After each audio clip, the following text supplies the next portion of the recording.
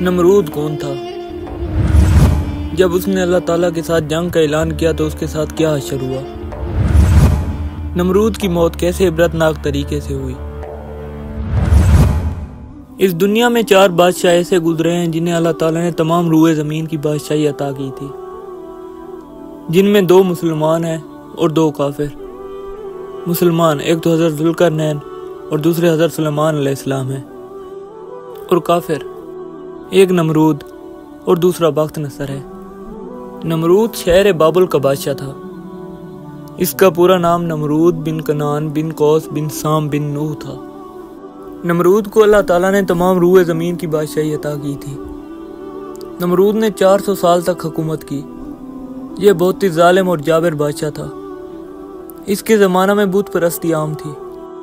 نمرود خود کو خدا کہلواتا تھا۔ لوگ بتوں کی پوجا کے ساتھ ساتھ اس کی بھی پوجا کرتے تھے۔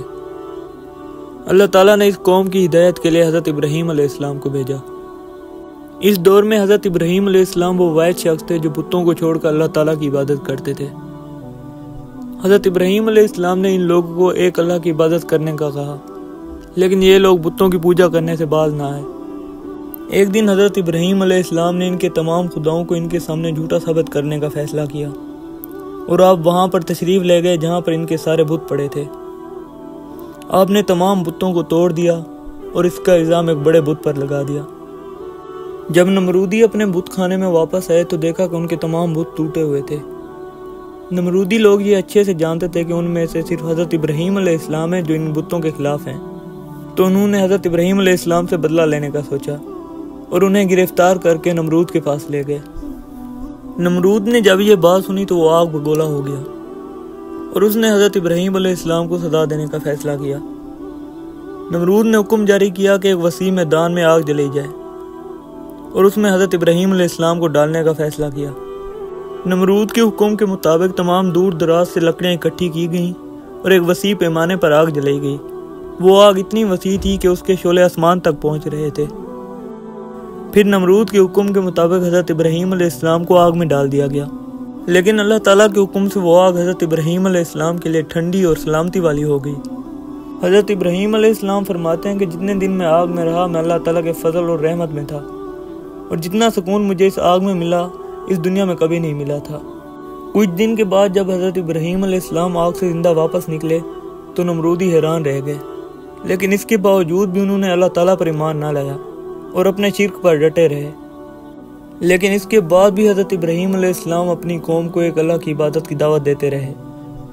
حضرت ابراہیم علیہ السلام نے نمرود کو 12 دفعہ دعوت اسلام دی۔ ایک دن جب حضرت ابراہیم علیہ السلام نے نمرود کو دعوت اسلام دی تو نمرود نے کہا کہ میں خود ہی خدا ہوں، تو بتا تیرا خدا کون ہے اور کیا کر سکتا ہے جو میں نہیں کر سکتا۔ حضرت ابراہیم علیہ السلام نے فرمایا کہ میرا خدا وہ ہے جو زندگی اور موت بخشتا ہے۔ تو نمرود ہنس کر کہنے لگا یہ تو میں بھی کر سکتا ہوں۔ نمرود نے 2 قیدیوں کو بلوایا جن کو سزائے موت ہو چکی تھی۔ ان میں سے ایک کو قتل کر دیا اور ایک کو زندہ چھوڑ دیا، اور کہنے لگا دیکھو میں نے ایک کو موت دے دی ہے اور ایک کو زندگی دے دی ہے، میں ہی سچا خدا ہوں، اب بتا تیرا خدا کون ہے۔ اس کے بعد حضرت ابراہیم علیہ السلام نے نمرود کو اس کی عقل کے مطابق جواب دیا۔ حضرت ابراہیم علیہ السلام نے فرمایا کہ میرا خدا وہ ہے جو سورج کو مشرق سے طلوع کرتا ہے اور مغرب میں غروب کرتا ہے، اگر تو خدا ہے تو سورج کو مغرب سے طلوع کر کے دکھا۔ حضرت ابراہیم علیہ السلام کا یہ جواب سن کر نمرود غصے میں آ گیا اور لاجواب رہ گیا، کیونکہ اس کے پاس یہ کرنے کی قوت نہ تھی۔ تو وہ غصے میں آ کر بولا اگر تیرا خدا سچا ہے تو اس کو بول اپنی فوج بھیجے اور میرے ساتھ جنگ کرے۔ جب نمرود نے یہ بکواس کی تو حضرت جبرائیل علیہ السلام حضرت ابراہیم علیہ السلام کے پاس تشریف لائے اور کہنے لگے کہ اللہ تعالیٰ کا لشکر تیار ہے۔ تو حضرت ابراہیم علیہ السلام نے نمرود سے کہا کہ اللہ تعالیٰ کا لشکر تیار ہے۔ یہ سن کر نمرود ڈر گیا اور کہنے لگا کہ مجھے 3 دن کی مہلت دی جائے، اس کے بعد پھر ہم جنگ شروع کریں گے۔ حضرت ابراہیم علیہ السلام نے کہا کہ تجھے 3 دن کی مہلت ہے۔ کیونکہ نمرود کی بادشاہی پوری دنیا میں تھی تو اس نے تمام دنیا میں سے بہترین جنگجو اکٹھے کیے اور اپنی فوج تیار کی۔ 3 دن کے بعد جب اس نے اپنی فوج اکٹھی کر لی تو اس نے حضرت ابراہیم علیہ السلام کو کہا کہ اپنے خدا کو بھیج کے اپنا لشکر بھیجے۔ پھر حضرت ابراہیم علیہ السلام نے اللہ تعالیٰ سے دعا کی تو اللہ تعالیٰ نے مچھروں کا ایک بہت بڑا گروہ بھیجا۔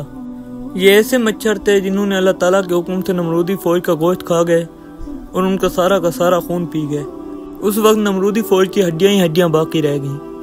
یہ دردناک منظر دیکھ کر نمرود اپنے محل کی طرف دوڑا۔ نمرود اپنی بیوی کے کمرے میں چھپ گیا۔